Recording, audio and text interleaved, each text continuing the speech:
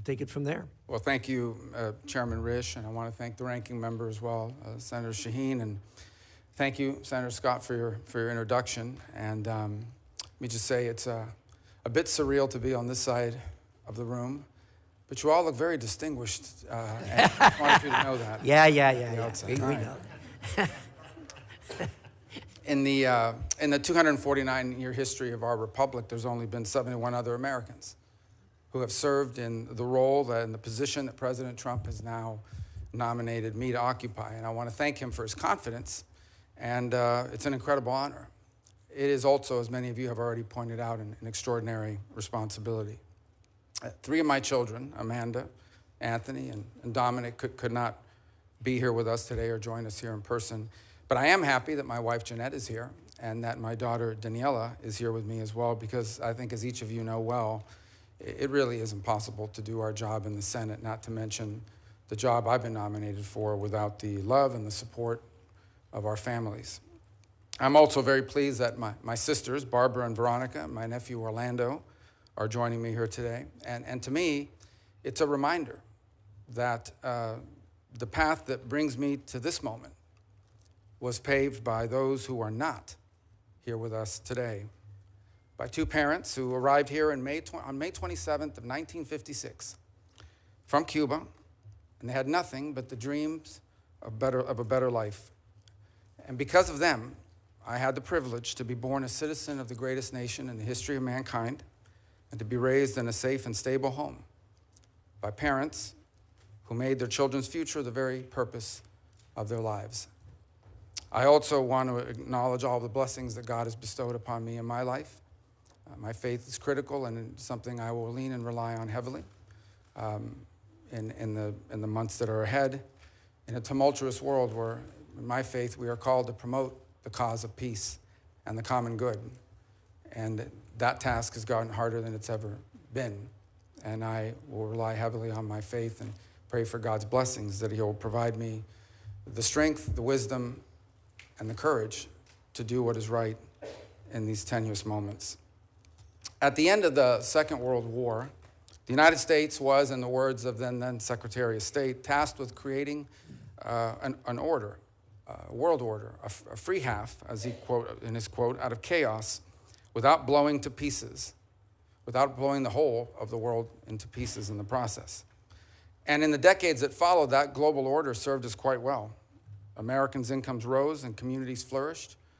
Alliances emerged in the Indo-Pacific and Europe that led to the emergence of stability and democracy and prosperity in these regions. We've had forever war ever since. Little Marco, keep your hands.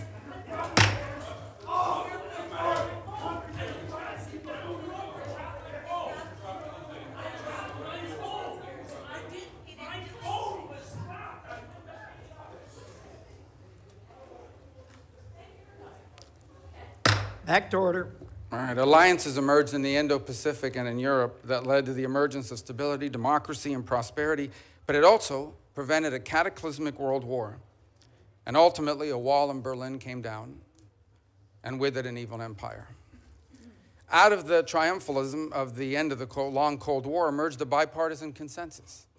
And this consensus was that we had reached the end of history, that all of the nations of the world would now become members of the democratic Western-led community, that a foreign policy that served the national interest could now be replaced by one that served the liberal world order, and that all mankind was now destined to abandon national sovereignty and national identity and would instead become one human family and citizens of the world.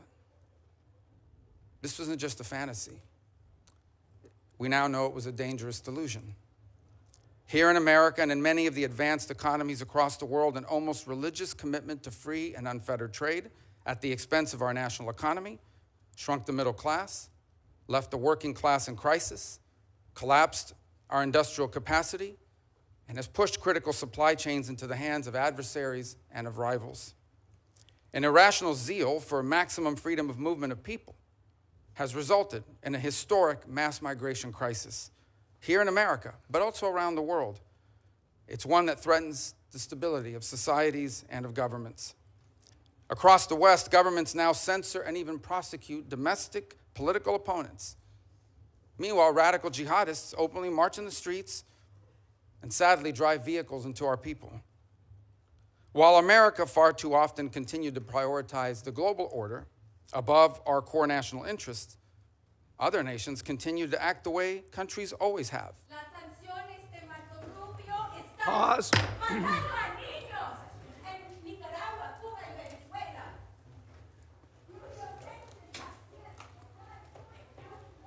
Back to order. I get bilingual protests, which is, I think is an entry cool.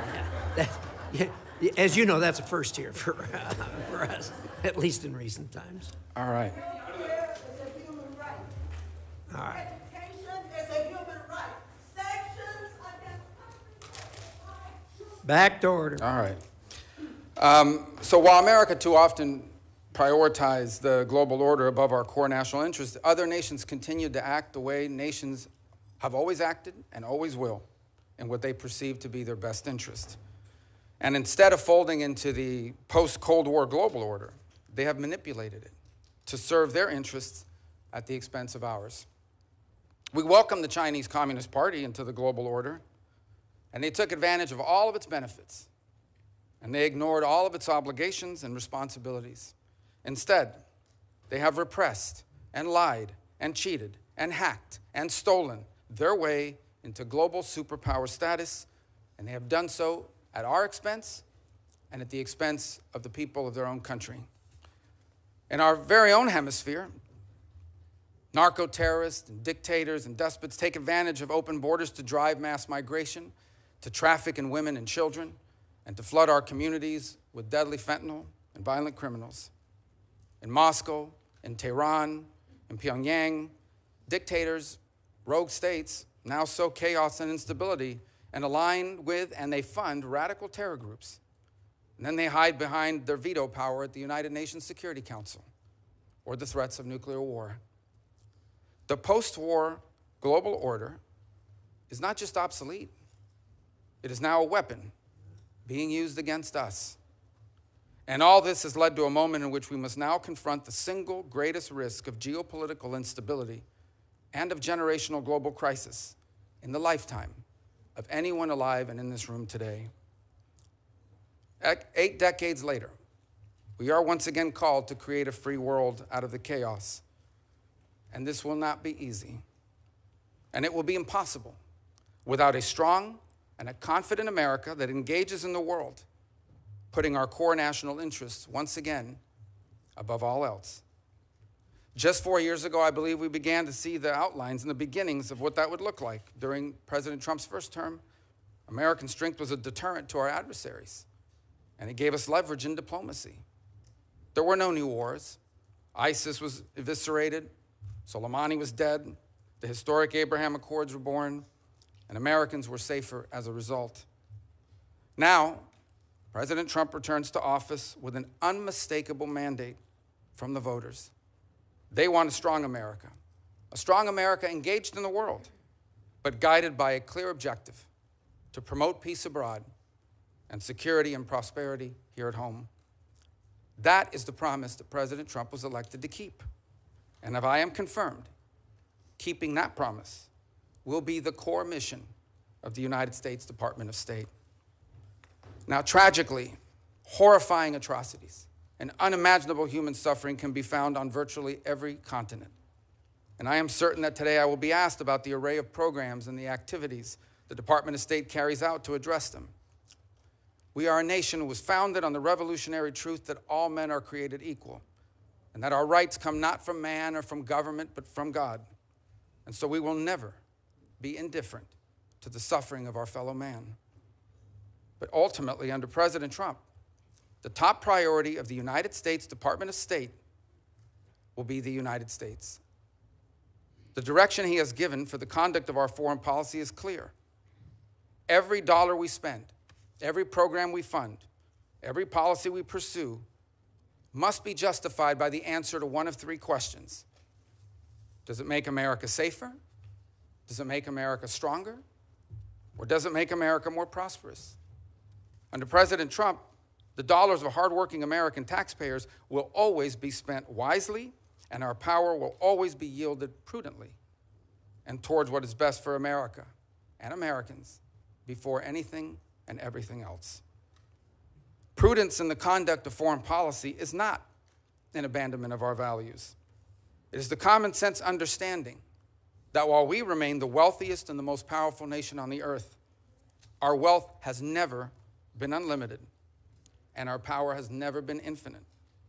And placing our core national interest above all else is not isolationism. It is the common sense realization that a foreign policy centered in our national interest is not some outdated relic. Since the emergence of the modern nation state over 2 centuries ago, countries acting based on what they perceive to be their core national interest, that has been the norm, not the exception. And for our country, placing the interest of America and Americans above all else has never been more relevant or more necessary than it is right now. For in the end, how can America promote the cause of peace on earth if it is not first safe at home? What good is America to our allies if it is not strong? And how can America help end the suffering of God's children across the world if it is not first prosperous here at home? I thank you, and I hope I can earn your support, whether it's because you believe I will do a good job or because you want to get rid of me. Thank you. Either way, the result's the same.